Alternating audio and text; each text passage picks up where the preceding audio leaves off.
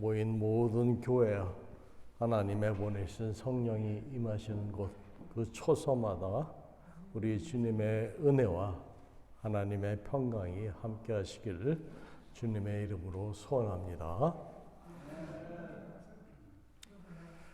그 예수 그리스도를 믿는 사람들의 모임, 그 교회 신앙 공동체를 지난주에는 사도 바울이 하나님의 밭이요 하나님의 집으로 비유하여서 설명하던 그가 다시 오늘은 고린도 교회 성도들을 향하여 너희는 하나님의 성전이라고 선포를 합니다. 16절 말씀으로 너희는 너희가 하나님의 성전인 것과 하나님의 성령이 너희 안에 계시는 것을 알지 못하느냐고 고린도 교인들에게 반문을 하십니다. 너희는 하나님의 성전이다. 이 말씀이 성령 시대에 사는 우리 그리스도인들에게는 매우 의미심장한 말씀입니다. 그래서 오늘은 여러분들과 이 성전의 유래와 성령의 임재에 관하여 그 의미에 관하여 함께 살펴보면서 은혜를 나누고자 합니다. 예로부터 지금까지 전통적인 그 성전의 개념은 우리가 알기에 신성한 어떤 의례와 예식을 위해 특별히 성별된 장소, 영역 혹은 이를 위해 헌납된 가시적인 그런 건물을 말합니다. 이는 라틴어로 템플럼, 영어의 템플이 여기서 파생된 말이고 히브리어로는 혹시 아시는 분 계세요? 베스 엘로힘으로 히브리어가 그렇게 표기를 하는데 이는 집, 거처를 뜻하는 말로 하나님의 처소를 말합니다. 따라서 성전은 문자 그대로 해석해서 하나님이 계신 곳, 집이나 건물을 의미했습니다. 이스라엘 역사에 나타난 이 성전의 뿌리는 출애굽 당시 모세 때 지어진 회막, 광야 성막에서 우리는 찾아볼 수 있습니다. 한 국가로서 이스라엘의 역사는 애굽의 우상을 숭배하던 그러한 환경에서 그들이 탈출하면서부터 시작이 됩니다. 그들을 인도하여 내신 진정한 유일신이신 여호와 하나님께서 당신을 그들에게 나타내시고 그분의 뜻을 알릴 수 있는 성소를 준비하라는 그러한 명을 내림으로써 그것이 시작이 되었습니다.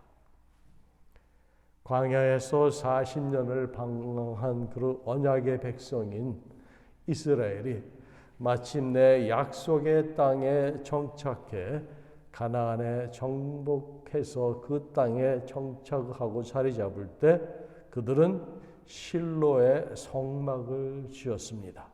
이곳에 이스라엘 지파들이 모여서 하나님의 뜻과 또한 말씀을 배웠습니다.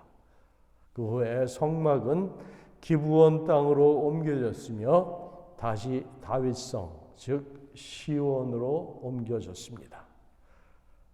다윗은 하나님의 성소가 될 집을 위하여 모든 재료를 모아 준비하였고 솔로몬은 왕자의 오른에 곧바로 성전 건축에 착수하여서 그는 통치 4년 차에 성전 기초를 닦아 놓았으며 7년 만에 성전을 완공하게 됩니다.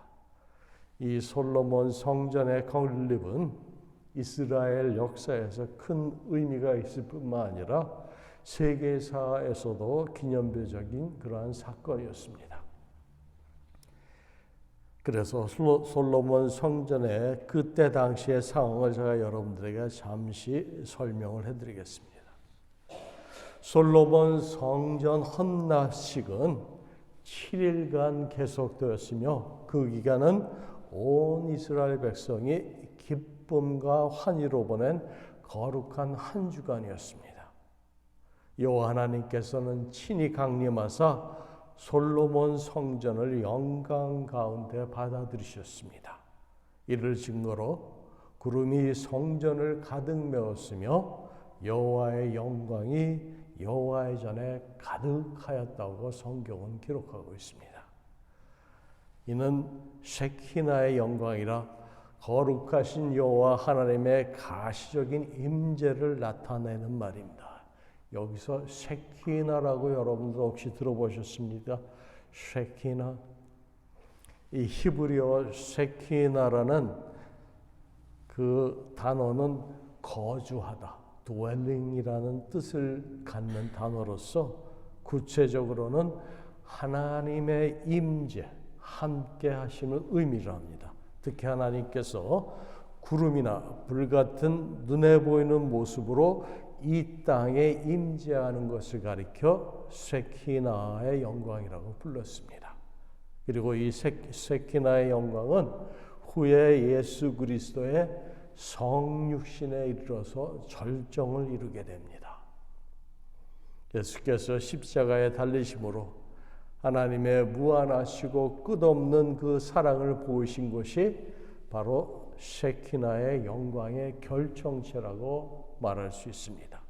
이는 하나님의 영광은 곧 하나님의 사랑으로 승화하기 때문에 그렇게 성경은 표현하고 있습니다. 솔로몬은 여호와 하나님께서 임재하신 그 상징으로 구름이 여호와의 성전에 가득함을 보았습니다. 하나님의 임재가 가득한 성전은 이제 성막의 기능을 이어받아 하나님이 거하시는 초소로 당신과 이스라엘 백성이 만나는 장소가 되었습니다.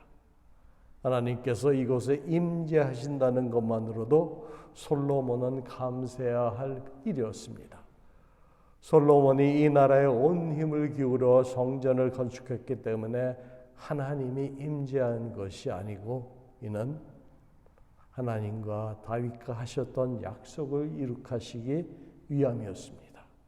하나님은 이와 마찬가지로 우리 믿는 성도들을 향하신 하나님의 그 말씀과 뜻을 이루시기 위해서 우리를 성전 삼으시고 성령으로 우리와 함께 하시면 여러분들 믿으시기 바랍니다.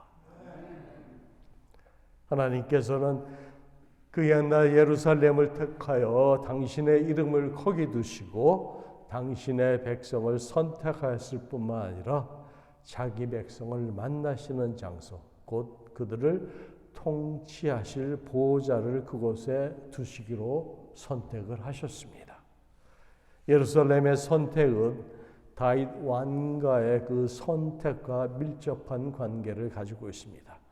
다윗 왕가는 메시아 왕국이라는 미래의 신정 통치의 대리자로서 특별히 선택된 가문이었습니다.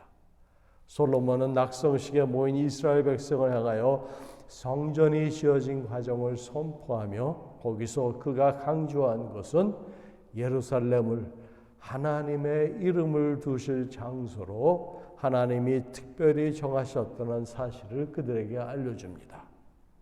솔로몬은 다윗 언약의 체결 장소인 곧 다윗성 예루살렘이 갖는 상징성을 백성들에게 설명하면서 이것이 곧 신의 산 언약의 연속임을 드러냅니다.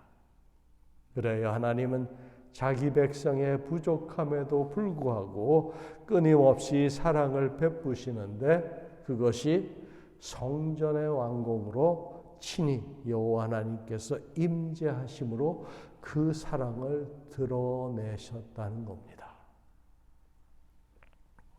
성전에 구름과 함께 여호와 하나님의 영광스러운 임재가 나타나므로 하나님께서 그 성전을 기쁘게 받으셨다는 확신을 모든 백성들에게 보여주셨습니다. 하나님이 그 솔로몬 성전을 보시고 기뻐 받으시는 것처럼 여러분들 한 사람 한 사람 거룩한 성전으로 하나님께서 기뻐 받으시는 그러한 삶들이 되시길 축복합니다.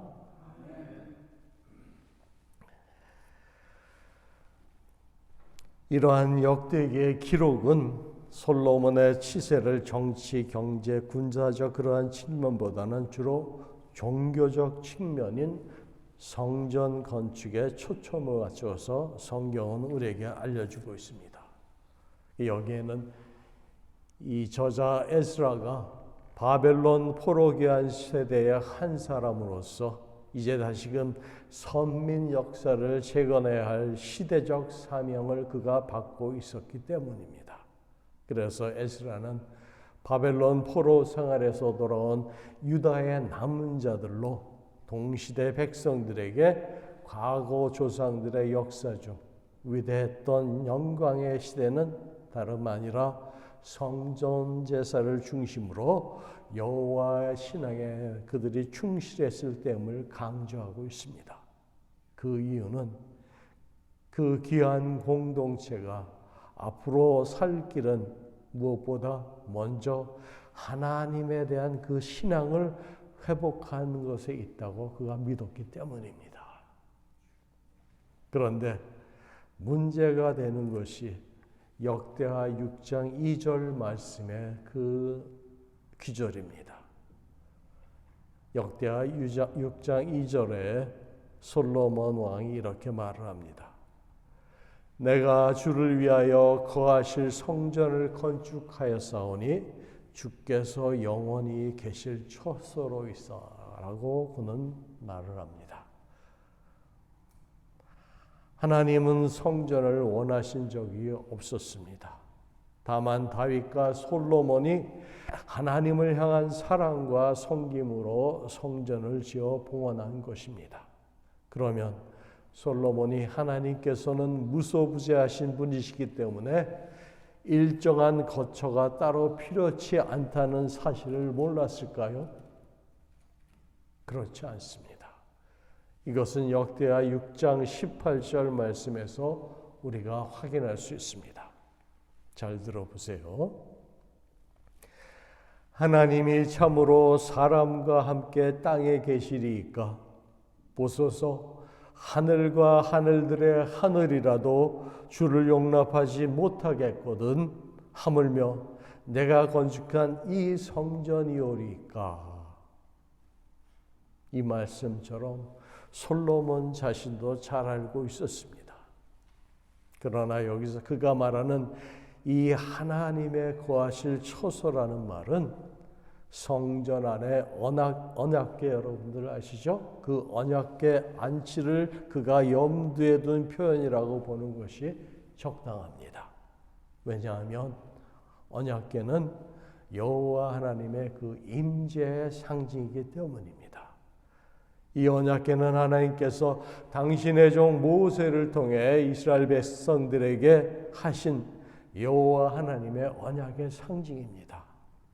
이는 이스라엘 자손들이 하나님과 하나님의 율법에 순종하면 당대뿐만 아니라 자손대대로 복을 받게 하실 것이라고 약속하셨습니다.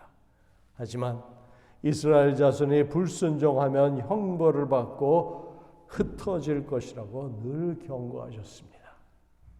여호와께서는 이 언약의 상징으로서 이스라엘 백성들로 하여금 당신께서 직접 설계하신 상자를 만들게 하시고 그 안에 십계명을 담은 석판을 두게 하셨습니다.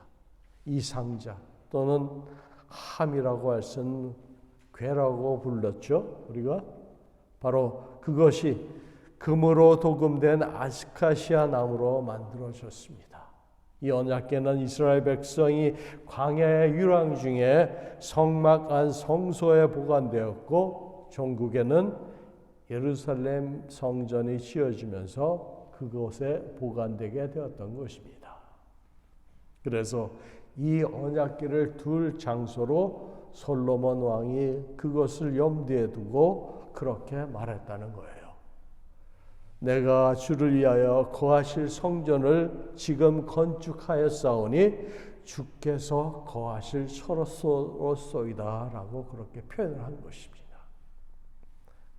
그런데 이 솔로몬이 말한 내가 주를 위하여 구하실 성전을 건축하였사오니 주께서 영원히 계실 처소로소이다 할 때 여기서 영원히 계실 처소로소이다 이 말을 우리가 다시 한번 되새겨서 살펴볼 필요가 있습니다.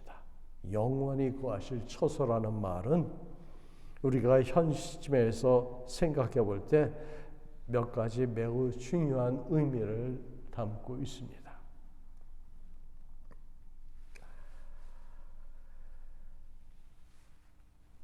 이스라엘 백성이 그동안 그 광야에서의 유랑 생활을 청산하고 안정된 가나안 그 전적 생활을 시작하게 되면서 다윗 왕이 마음에 소원했던 것이 하나님이 영원히 거할 수 있는 그러한 아름다운 처소를 그는 만들기 원했습니다. 그리고 그 이스라엘 왕의 마음 속에는 하나님이 늘 그들과 함께하기를 원하는 그 소망이 있었습니다. 하나님과 이스라엘 사이의 그 언약 관계가 영원히 지속될 것을 솔로몬 왕은 믿었습니다. 그리고 다윗의 집과 그 나라와 그 일을 영원히 견고하게 하시겠다는 하나님 약속의 보증이 되기도 했던 것입니다. 따라서 하나님이 영원히 거하실 처소라는 말은 단순히 성전이 아니라 여호와 하나님께서는 이스라엘 백성들에게서 영원히 떠나지 않으실 것에 대한 솔로몬 왕의 고백이자 신앙이었다는 겁니다. 그래서 우리가 오늘 이 하나님의 임재, 이 셰키나의 영광이 현재 오늘날에 와서는 어떻게 펼쳐질 것인가에 대해서 이해하기 위해서 먼저 이 임재, 프레젠스의 그 심오한 개념에 대한 이해가 필요합니다. 임재를 의미하는 히브리 단어 파님은 원래 얼굴 혹은 면전을 뜻합니다. 이것이 영어 성경에 통상적으로 presence로 번역이 됩니다. 그래서 성경에서 the presence of God는 하나님의 면전, 하나님의 얼굴, 하나님의 앞으로 다양하게 번역이 됩니다. 이처럼 하나님의 임재를 뜻하는 영어 단어인 presence가 말해주듯이 임재란 곧 하나님의 현재적 대면과 동행을 의미합니다. 즉 임재란 공간적이기 이전에 시간적이며 감각적 이전에 심령적 곧 영적이라는 말입니다. The Spirit of God is upon me. The Spirit of God is upon me. You and us. 하나님의 영이 여러분과 저 가운데 임하신다는 말이에요. 그게 present time으로 현재 시간에 하나님이 영이 내게 임하셨으니 다시 말해서 하나님께서 하늘로부터 땅으로 물리적인 이동을 하셨다는 것이 임재가 아니라 이는 시간과 공간을 초월하시는 하나님의 영원으로부터 우리가 처한 지금 상태 현재 우리의 삶으로 하나님께서 그곳으로 친히 찾아오셨다는 거예요. 그 영적인 의미를 여러분들이 이해를 하셔야 합니다. 그것이 presence of God, 임재라는 겁니다. 그래서 그분이 임재 가운데 우리가 느낄 수 있는 그 하나님의 그 현존하심, 무엇라고 표현할 수 없고 형언할 수 없는 그 영원하신 하나님의 사랑을 그 가운데서 우리가 느끼게 됩니다. 또한 에스겔서 37장 1절 말씀으로 여호와께서 권능으로 내게 임하시고 말씀하세요. 그러면서 그의 영으로 나를 데리고 가서 골짜기 가운데 두셨는데 거기 뼈가 가득하더라. 이 말씀 여러분들 잘 아시죠? 여기서 바로 여호와께서 권능으로 내게 임하시고라고 성경은 또 이 하나님의 임재를 표현합니다. 이 말씀에서 여호와께서 내게 권능으로 임하시고를 킹 제임스 버전으로는 The hand of the Lord was upon me라고 번역을 합니다. The hand of the Lord was upon me. 이 말은 여호와의 임재를 임하시고로 번역을 했고 또한 이 말씀을 공동 번역에서는 어떻게 번역을 하냐면은 여호와께서 손으로 나를 잡으시자라고 번역을 했습니다. 여호와께서 손으로 나를 잡으시자. 곧 여호와의 그 권능으로 나를 붙잡으셨다는 의미를 가지고 있습니다. 그래서 임재라는 그 의미 속에는 임하시고라는 뜻 외에도 잡으시고라는 의미도 내포가 있다는 거예요. 성령에 우리가 붙잡힘을 잡힌다 그러잖아요.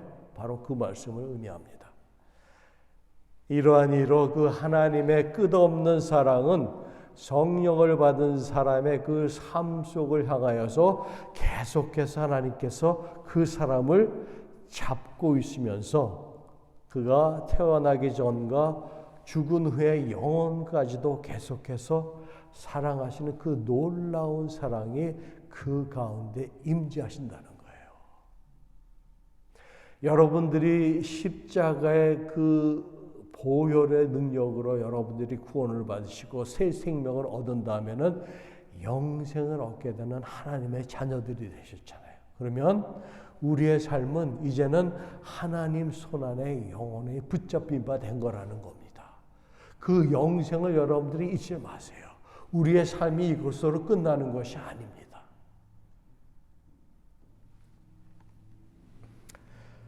그래서 아버지 하나님의 그 사랑이 여러분들을 잡고 있기 때문에 바로 이 세상을 지탱할 수 있는 그 원동력이 되는 거고 이 세계가 존재하는 이유가 되기도 합니다. 그것은 바로 하나님의 무한하시고 영원하신 사랑 때문이라는 거예요. 하나님께서 이 세상을 창조할 때 처음부터 하나님께서는 보기 좋으셨다고 말씀하셨고 창조하신 모든 만물을 사랑하셨어요. 우리 인간을 포함해서. 그래서 임재 그것은 사람의 어떤 인신론적인 우리가 인지할 수 있는 그런 영역이 아니라는 겁니다. 사람이 그것을 경험하든지 못하든지 그의 존재 너머에서 이미 펼쳐져 있고 그리고 아직도 역사하고 있는 영적 실체, 리얼리티라는 그러한 영역이라는 겁니다.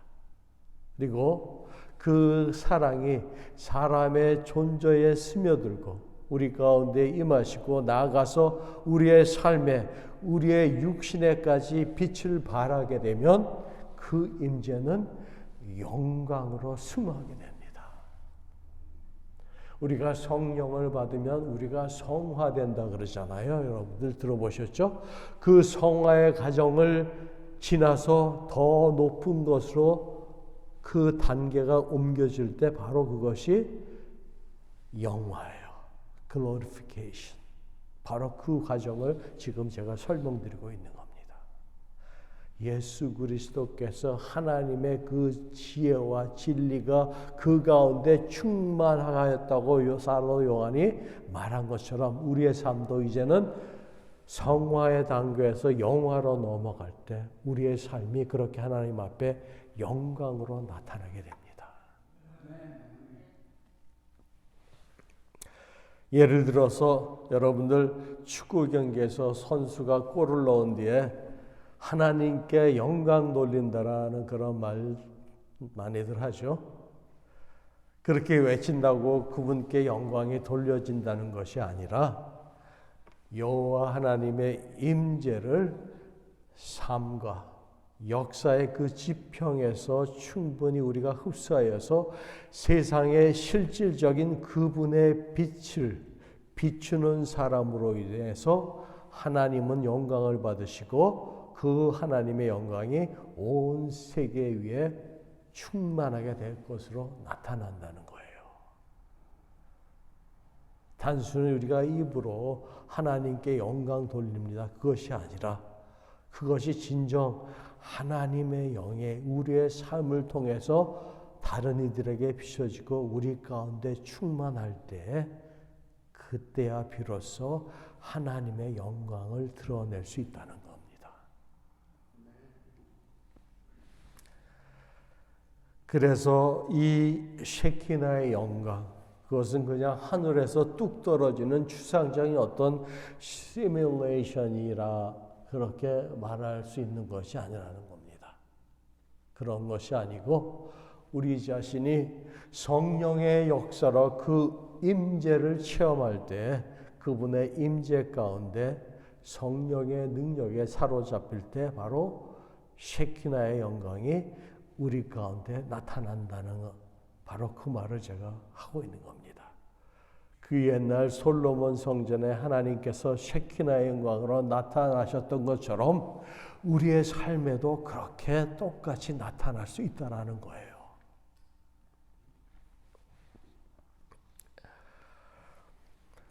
이것은 오직 성령의 역사로서 예수 그리스도의 십자가의 은혜로 그리스도를 믿는 성도가 하나님의 자녀라는 부르심을 받았기 때문에 그게 가능하다는 겁니다.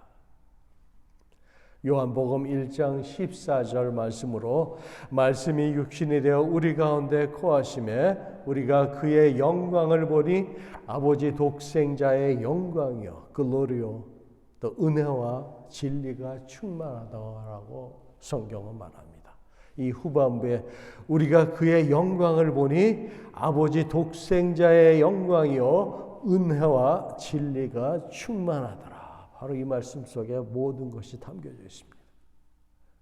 이 말씀처럼 예수께서 셰키나의 영광의 중심이라면 우리는 그분의 지도와 인도를 받아서 그가 걸어가신 십자가의 길을 그대로 걸어갈 수 있다는 말이에요. 곧 죽기까지 사랑하며 섬기는 순교의 길도 우리가 감당할 수 있다는 겁니다. 그러므로 세상은 그 셰키나의 영광을 볼 것이며 하나님의 끝없는 사랑이 온 우주 만물에 충만하게 그것이 전달될 것입니다. 이 영광스러운 날에 그 말의 뜻이 지금에는 세상적으로 너무나 만연하기 때문에 그것이 관념적인 것처럼 보일 수도 있습니다. 그러나 이 영생의 생명의 실체가 현 역사 가운데 서서히 드러나고 있습니다. 성령의 역사와 주관하심을 엿볼 만한 깊은 안목을 우리가 가질 수 있도록 우리는 하나님 말씀에 늘 거하고 계속해서 기도해야 합니다. 물이 바다 덮음같이 여호와의 영광이 온 땅에 충만하더라. 이 말씀 여러분들 잘 기억하시기 바랍니다. 물이 바다 덮음같이 여호와의 영광이 온 땅에 충만하더라. 이 진리의 말씀을 성취하시려고 다가올 셰키나의 영광은 이렇게 우주적인 성질의 것이면서 또한 우리 심령 안에서도 일어난다는 것입니다. 마지막 때에 하나님께서 성령을 물 부듯이 부어줄 때가 옵니다. 이와 같이 성도들이 성전인 이유는 그곳에 성령님께서 임재하시고 내주하시기 때문입니다. 구약시대에는 성막과 성전에 이 셰키나의 영광이 임하였습니다. 이제는 성령님께서 예수 믿는 모든 사람들의 심령 가운데 내주하시며 그들이 모여 이룬 교회라는 믿음의 공동체 안에 내주하십니다. 셰키나의 영광이라 이는 여호와 하나님이 가시적으로 임하는 것을 교회에 이제는 나타내시겠다는 말이기도 합니다. 그래서 성도 개개인이 하나님의 거룩한 성전이며 이 성도들이 이룬 집단이 그리스도의 몸된 교회가 되는 것입니다. 영혼과 영혼이 주님의 지체들로서 몸된 교회를 이룬 유기적인 공동체가 곧 하나님의 영적 성전이라는 것입니다. 그런데 모세율법에 의하면 성전을 더럽힌 자는 죽임을 당하거나 공동체로부터 추방을 당해야 했습니다. 그만큼 성전이 거룩하고 소중했기 때문입니다. 바울은 오늘 말씀에서 고린도 교회에서 분쟁과 분열을 야기하는 것을 영혼과 공동체를 훼손하는 일이라고 지금 가르치고 있습니다. 곧 분쟁을 야기하여 하나님의 성전을 더럽히는 자를 하나님께서 멸하신다고 경고하고 있는 것입니다. 그러한 이유로 하나님의 성전은 거룩하니 너희도 그러하니라 라고 말씀하고 있습니다. 이 말을 직역하면 하나님은 거룩한 분으로 그분이 임재하시는 성전은 거룩하다. 그런데 그 성전이 바로 너희다라고 말하고 있는 것입니다. 하나님의 성전은 거룩합니다. 그러므로 하나님의 보내신 그 성령이 임하시는 영혼, 그 옛날 솔로몬 성전에서 셰키나의 영광으로 하나님의 거룩하신 성령의 입사가 그 성령의 역사가 일어나는 곳이 바로 예수를 진정으로 주님으로 받아들인 심령, 성령께서 임하시고 내주하시는 성전인 바로 성도 여러분들 한 사람 한 사람인 걸 여러분 믿으시기 바랍니다. 이 성도들의 이런 공동체 교회도 거룩합니다. 그러하기에 우리는 결코 이유 없이 영혼을 해하거나 공동체를 해하는 일을 해서는 안 됩니다. 이것이 바로 하나님의 성전을 더럽히고 훼손하는 일이며 멸망에 이르는 죄악이기 때문에 그렇습니다. 교회의 분쟁을 일으켜서 스스로 멸망을 자초하는 것은 스스로 지혜롭다고 생각하는 인간적인 교만 때문입니다. 그것은 자신을 속이는 것이며 사람은 결코 지혜롭지 못합니다. 사도 바울이 오늘 말을 합니다. 지혜롭다는 사람들의 지혜가 모두 헛된 것이므로 우리는 사람이나 사람들의 사상을 자랑하지 말자고 얘기를 합니다.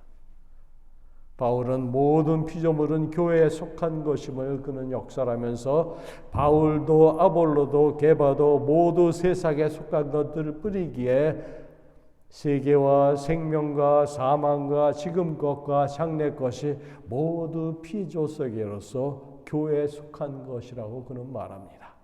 그런데 교회는 그리스도에 속한 것입니다. 그리스도께서 핏값으로 교회를 사셨기 때문입니다. 그리스도는 하나님으로부터 나왔습니다. 그러니 그리스도는 당연히 하나님께 속한 것입니다. 결국 교회도 하나님의 것이라는 겁니다. 하나님의 것인 교회에서 감히 자기 지혜와 자랑을 내세우다 분쟁을 일삼으니 고린도 교인들이 그 말씀에 어떠한 마음을 가져야 할지를 사도 바울이 말합니다.